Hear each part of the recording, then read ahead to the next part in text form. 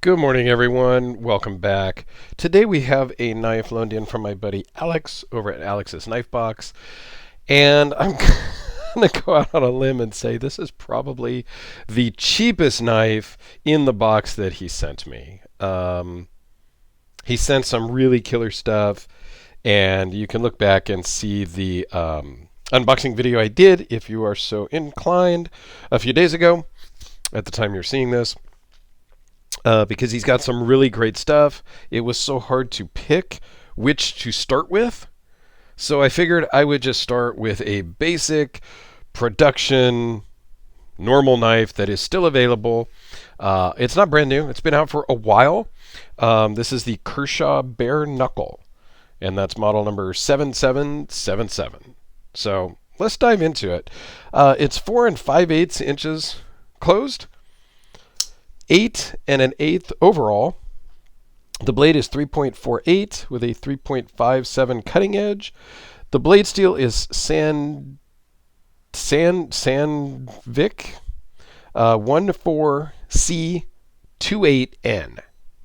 That just rolls right off the tongue. Blade thickness is 0.119. Overall thickness of 0.451. Weighs in at 3.6 ounces, super lightweight, and runs on KVT bearings. Not drop shut, but super smooth, and fires with authority. So let's zoom in. It has kind of that bird's beak type of point. So it really is going to do a good job at piercing things, but yet there's still enough meat behind the point where under normal EDC type use, you shouldn't worry about breaking off the tip. It's got a Kershaw there, nice aluminum handles. You can reverse the clip for right or left-handed. This is, and we'll talk about the clip.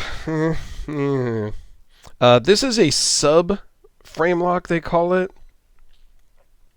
And what that is it's kind of a cross between a frame lock and a liner lock, because you see it's kind of a liner lock because this is bolted in on the inside. Let me grab a light, see if we can see that. So you can see where it's kind of bolted in, much like a liner lock, but it's all exposed and it only acts as the lock bar. So, and did they do any milling on this side? Didn't look at that yet. There is a little bit of milling on the inside of the scale, so to help with the weight, whatnot. So the sub frame lock is a patented Kershaw deal, patent number there. Yeah, sure, whatever. I'm not exactly sure why there's a hole in the lock bar. I don't know if that's just a weight-saving thing or what that's for, but hey, whatever. I'm good with that. So let's talk about the pocket clip. Two things. One, they did not recess the screws nor the clip. I mean, the clip is a little bit recessed because as you can see here, there is a big pocket milled out for the entire clip. So that's cool, other than the ramp to get into your pocket is also recessed. So it kind of defeats some of the purpose. So just in my normal jeans, it takes a little work to get the jean lip to go under the lip of the clip. And it's not great. I wished that the pocket was milled out for the anchoring point of the clip, but that maybe the pocket ended and this part was not milled in. That way the pocket clip would sit flush with the knife and then be able to insert into your pocket a bit easier. So that's problem number one. And then problem number two is they didn't use countersunk screws. Guys, makers, production companies, it ain't that hard to use countersunk flat frickin' screws. Like, come on, people. That's fine to use proud hardware when it doesn't interfere with the clip, like on the Hellraiser. Your pocket only comes up to here. So these screws could have been massive. They could have stuck out this far. Who cares? It doesn't affect the operation. However, that can hang up on your pocket. And now your jeans, now it goes into your pocket only that far because it hits on your on the screws, and then you kind of have to wiggle it, boom, and then it drops in. So add that to the fact it's hard to get the jeans started, and it can get hung up on the screws. The clip kind of sucks. Okay, rant over. Moving on. This has a very stiff detent, just to begin with.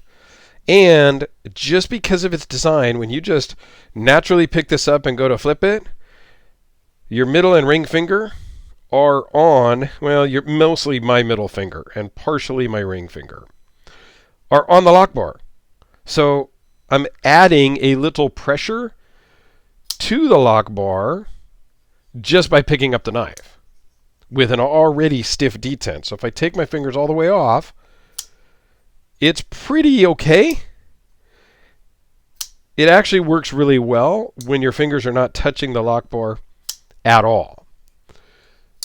I'm not putting a lot of pressure on the lock bar, but you can definitely feel it. And I think you guys know what I'm talking about.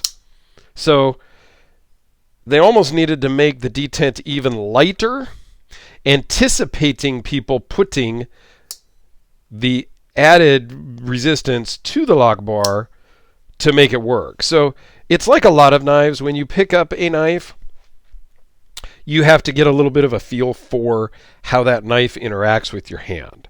So it's not the end of the world. The more you use it, I've had this for a few days now, the more you kind of play with it, the more your hand naturally stays off of the lock bar. But yeah, that's not ideal. I wish there was a little bit of something there. So let's do a couple size comparisons here. We got the Sharpie.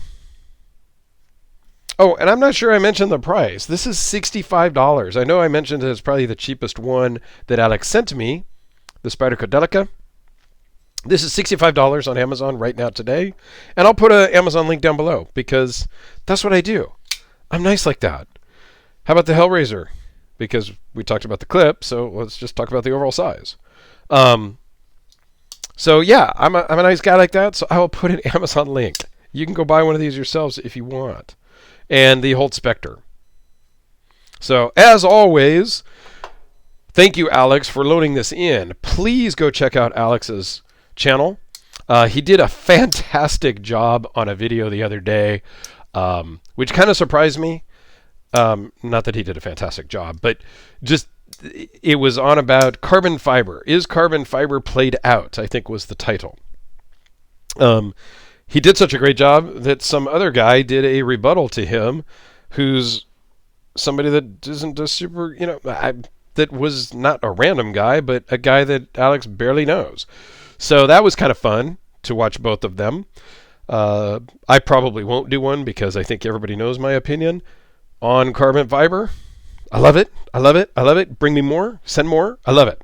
So I don't need to do a video to see if it's played out because, in my opinion, it is not.